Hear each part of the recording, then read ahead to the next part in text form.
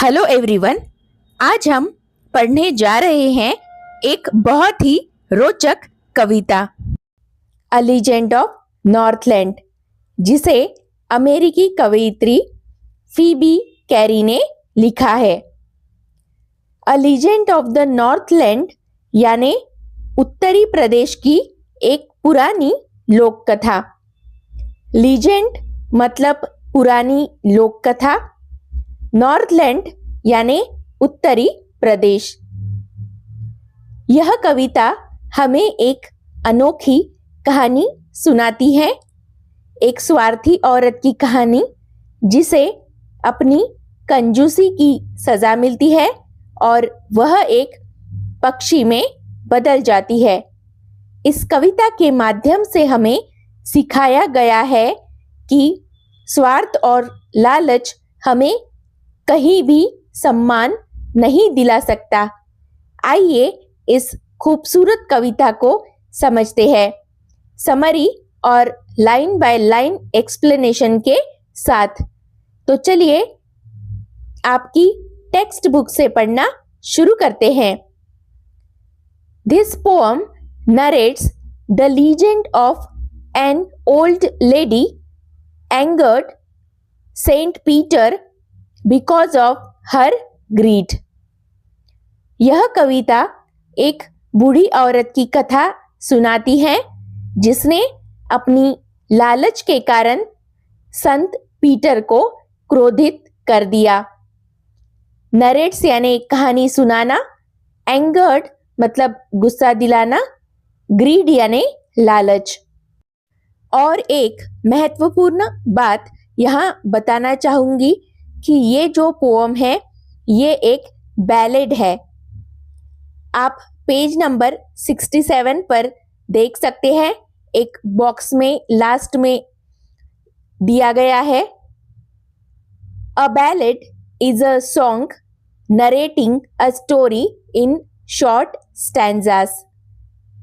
Ballad एक ऐसा गीत है जो छोटी छोटी पद्य पंक्तियों में कहानी सुनाता है। Ballads are a part of folk culture और popular culture and are passed on orally from one generation to the next. Ballad लोक संस्कृति या लोकप्रिय संस्कृति का हिस्सा होते हैं और इन्हें एक पीढ़ी से दूसरी पीढ़ी तक मौखिक रूप से पहुंचाया जाता है। A legend of the Northland is a ballad. A legend of the Northland भी एक बैलेड है क्योंकि ये सेंट पीटर और लालची बूढ़ी औरत की कहानी छोटी छोटी पद्य पंक्तियों में सुनाती है। वीडियो पर अंत तक बने रहिएगा क्योंकि अब हम लाइन बाय लाइन एक्सप्लेनेशन समझेंगे, साथ ही इसके बाद हार्ड वर्ड्स के मीनिंग भी समझेंगे और लास्ट में हम पोएटिक डिवाइसेस के बारे में स्टडी करेंगे। तो चलिए अब हम फर्स्ट स्टैंजा पढ़ते हैं। Away away in the northland, दूर उत्तरी प्रदेश में, अवे यानी दूर। Where the hours of the day are few, जहां दिन के घंटे कम होते हैं। And the nights are so long in winter, और सर्दियों में रातें इतनी लंबी होती हैं that they cannot sleep them through, कि वे पूरी नींद नहीं ले सकते। इस प्रकार फर्स्ट स्टैंजा में उत्तरी प्रदेश का वर्णन किया गया है। यहाँ सर्दियों में दिन बहुत छोटे और रातें बहुत लंबी होती है। लोग पूरी रात सो नहीं पाते क्योंकि अंधेरा बहुत लंबा होता है। Next second stanza. Where they harness the swift reindeer, जहां बर्फ पड़ने पर वे तेज हिरन को हार्नेस मतलब जानवर को गाड़ी या हल में जोतना उसे हार्नेस कहते हैं। स्विफ्ट मतलब तेज। रेनडियर मतलब उत्तरी ठंडे देशों में पाया जाने वाला हिरन। Next line, to the sledges when it snows. Sledge पर जोतते हैं। स्लेज यानी बर्फ पर चलने वाली गाड़ी। Third line, and the children look like bears cubs. बच्चे ठीक भालू के बच्चों जैसे दिखते हैं। In their funny furry clothes, अपने अजीब रोएदार कपड़ों में। फरी यानी फर से ढका हुआ। यहाँ उत्तरी प्रदेश के जीवन की झलक दी गई है। बर्फ गिरने पर लोग हिरनों को स्लेज में जोतते हैं। बच्चे अपने मोटे फर वाले कपड़ों में भालू के बच्चों जैसे दिखाई देते हैं। Next, move to the third stanza. They tell them a curious story.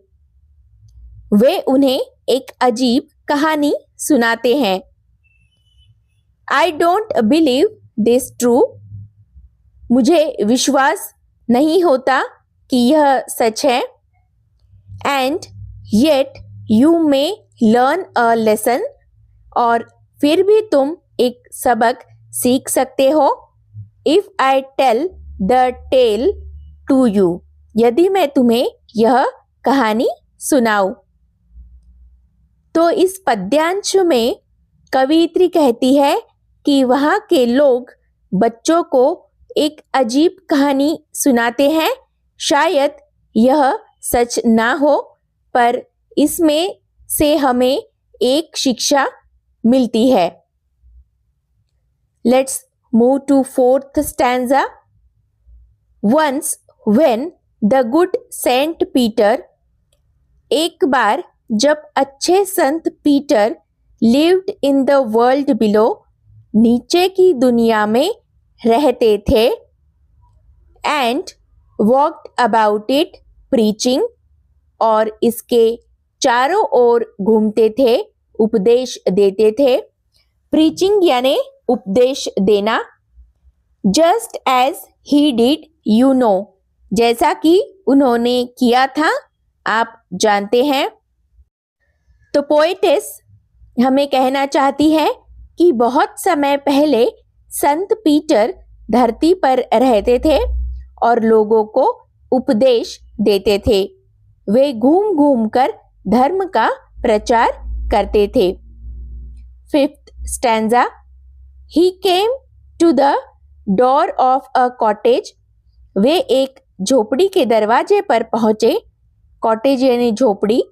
In travelling round the earth. पृथ्वी की यात्रा करते हुए। Where a little woman was making cakes. जहां एक छोटी महिला केक बना रही थी। And baking them on the hearth. और उन्हें चूल्हे पर पका रही थी। हार्थ यानी चूल्हा। तो कवित्री कहती है, एक बार वे यात्रा करते हुए एक झोपड़ी के दरवाजे पर पहुंचे। अंदर एक औरत आग पर केक बना रही थी। Let's move to sixth stanza. And being faint with fasting. और उपवास के कारण जब वह थक गए। फेंट यानी कमजोर, थका हुआ या बेहोशी जैसा। फास्टिंग यानी उपवास। For the day was almost done. क्योंकि दिन लगभग समाप्त हो चुका था। He asked her from her store of cakes. उन्होंने उससे उसके पास रखे केक में से to give him a single one. एक केक मांगा। तो सिक्स्थ स्टैंजा में बताया गया है कि संत पीटर पूरे दिन उपवास करके भूखे और थके हुए थे, उन्होंने उस औरत से उसके केक में से केवल एक देने को कहा। Let's move to 7th stanza. So she made a very little cake. इसलिए उसने एक बहुत छोटा केक बनाया। But as it baking lay, लेकिन जब वह पक रहा था तो she looked at it and thought it seemed, उसने उसे देखा और सोचा कि यह too large to give away, देने के लिए बहुत बड़ा है।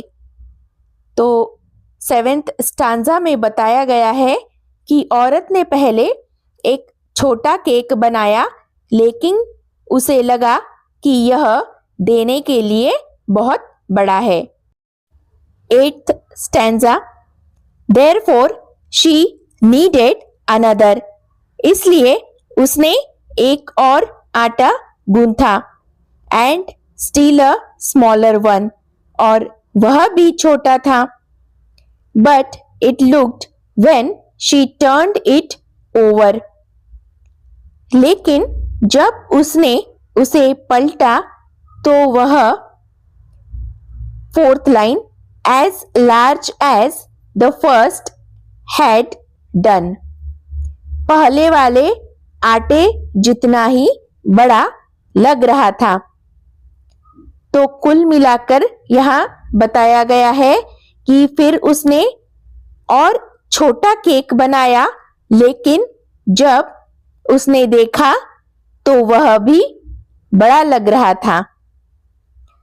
9th stanza, then she took a tiny scrap of dough, फिर उसने आटे का एक छोटा टुकड़ा लिया, and rolled it flat, और उसे गोल करके चपटा कर दिया, and baked it thin as a wafer, और उसे वेफर की तरह पतला करके सेक दिया। But she couldn't part with that, लेकिन वह इससे अलग नहीं हो सकती थी। तो कुल मिलाकर यहाँ 9th स्टैंजा में बताया गया है कि अंत में औरत ने आटे का बहुत छोटा टुकड़ा लिया और उसे बहुत पतला बेलकर पकाया, फिर भी उसका मन नहीं हुआ कि वह उसे संत को दे। Next stanza, for she said my cakes that seem too small, क्योंकि उसने कहा मेरे केक बहुत छोटे लगते हैं। When I eat of them myself, जब मैं उन्हें खुद खाती हूँ। Are ye too large to give away, फिर भी वे देने के लिए बहुत बड़े होते हैं। So she put them on the shelf, इसलिए उसने उन्हें शेल्फ पर रख दिया। तो 10th स्टांजा में बताया गया है कि औरत ने सोचा कि जब मैं खाती हूं तो ये केक छोटे लगते हैं, लेकिन किसी को देने के लिए ये बहुत बड़े हैं, इसलिए उसने सभी केक शेल्फ पर रख दिए। Next stanza, then good saint Peter grew angry, तब अच्छे संत पीटर क्रोधित हो गए। For he was hungry and faint, क्योंकि वह भूखे और बेहोश थे। And surely such a woman, और निश्चित रूप से ऐसी महिला, was enough to provoke a saint, एक को भड़काने के लिए पर्याप्त थी। तो यहाँ बताया गया है कि यह सब देखकर संत पीटर बहुत गुस्सा हो गए। वे भूखे और थके थे और इतनी कंजूस औरत किसी भी संत को क्रोधित करने के लिए काफी थी। Next stanza, and he said you are far too selfish, और उन्होंने कहा तुम इतने स्वार्थी हो, to dwell in a human form, कि मानव रूप में रहना, to have both food and shelter, भोजन और आश्रय दोनों पाना, and fire to keep you warm, और उसके पास गर्मी भी है और उसके पास सारी सुविधाएं हैं, फिर भी वह दूसरों के साथ इसे साझा नहीं करना चाहती। तो यहाँ बताया गया है कि संत पीटर कहते हैं तुम इंसान के रूप में रहने लायक नहीं हो, तुम्हारे पास खाना, घर और गर्मी है, फिर भी तुम इतनी स्वार्थी हो।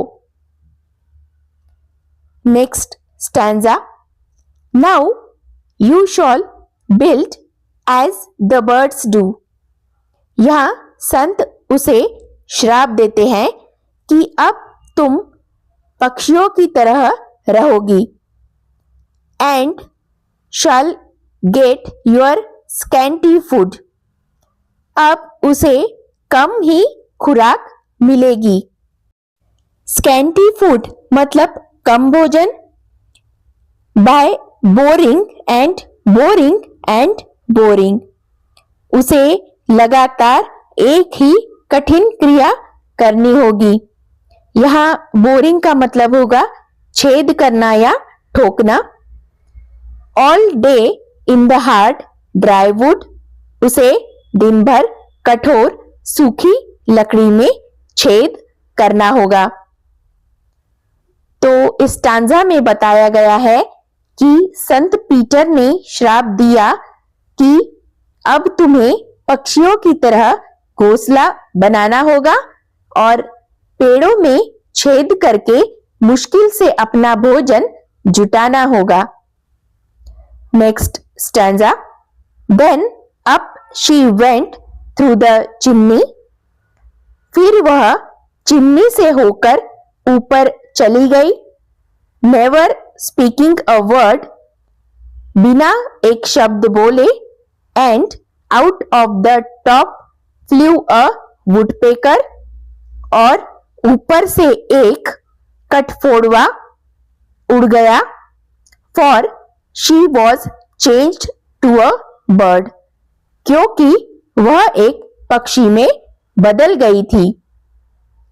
तो यहाँ बताया गया है कि औरत बिना कुछ कहे चिमनी से ऊपर गई और अचानक वह चिड़िया बनकर उड़ गई।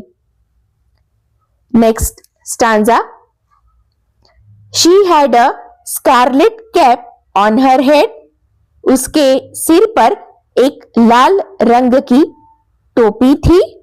And that was left the same, और वह वैसी ही थी।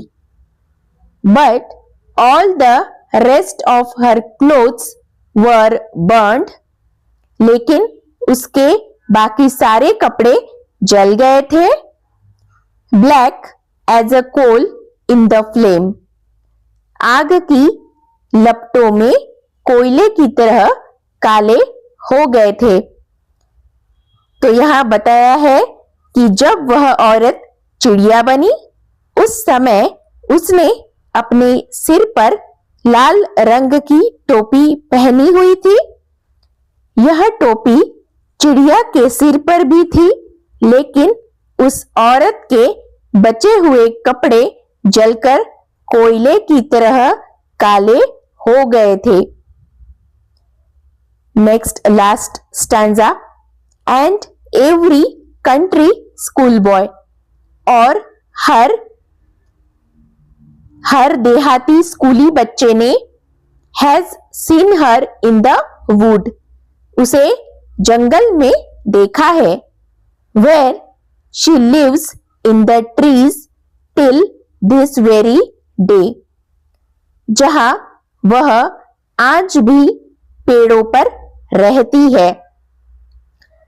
Boring and boring for food, भोजन के लिए उबाऊ और उबाऊ.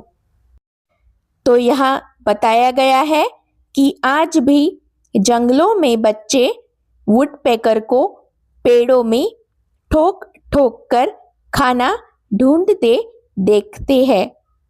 यही उस औरत का रूप है. तो चलिए अब हम हार्ड वर्ड्स के मीनिंग समझते हैं. First word legend means old traditional story, पुरानी लोक कथा. Northland means northern region of the world, उत्तरी प्रदेश. Narrates means to tell a story और डिस्क्राइब इवेंट्स, यानी कहानी सुनाना. Angered means made someone angry, किसी को गुस्सा दिलाना. Greed means a selfish desire for more than one needs, लालच या लोभ. Next, away means at a distance, दूर. Harness means to tie an animal to a cart और स्लेज, किसी जानवर को गाड़ी या हल में जोतना. स्विफ्ट मीन्स वेरी फास्ट और क्विक, तेज या शीघ्र. Reindeer means a type of deer found in cold northern regions, उत्तरी ठंडे देशों में पाया जाने वाला हिरन. Sledges means a vehicle on runners used to travel over snow, यानी बर्फ पर चलने वाली गाड़ी. Bear's cubs means the young babies of a deer, यानी भालू के बच्चे. फनी मीन्स स्ट्रेंज और अम्यूजिंग, अजीब या मज़ेदार. Furry means covered with soft hair और फर, बालों या फर से ढका हुआ. Curious story means an unusual strange story, अजीब या विचित्र कहानी. Saint Peter and apostle of Christ, यानी यीशु मसीह के शिष्य और दूत. Preaching means giving a religious और मोरल टॉक, यानी उपदेश देना. Cottage means a small simple house usually in the countryside, झोपड़ी या छोटा सा घर. Travelling means moving from one place to another, यात्रा करना. Hearth means the place where you have an open fire in the house और in the front of it, घर में चूल्हा जलाने की जगह या चूल्हे के सामने की जगह.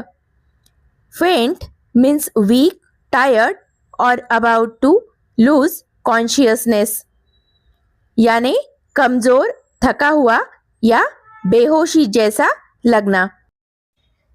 Fasting means not eating food for a period of time usually for religious reasons, यानी उपवास रखना. Kneaded means mixed and pressed flour with water to make dough, यानी आटा गूंथना.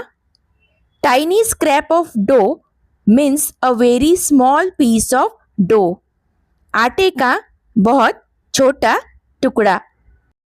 Provoke means to make someone angry, यानी गुस्सा दिलाना.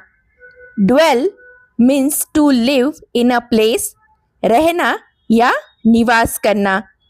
Scanty food means very little food, not enough to satisfy hunger. बहुत कम भोजन. Let's move to our last section, poetic devices. First is alliteration.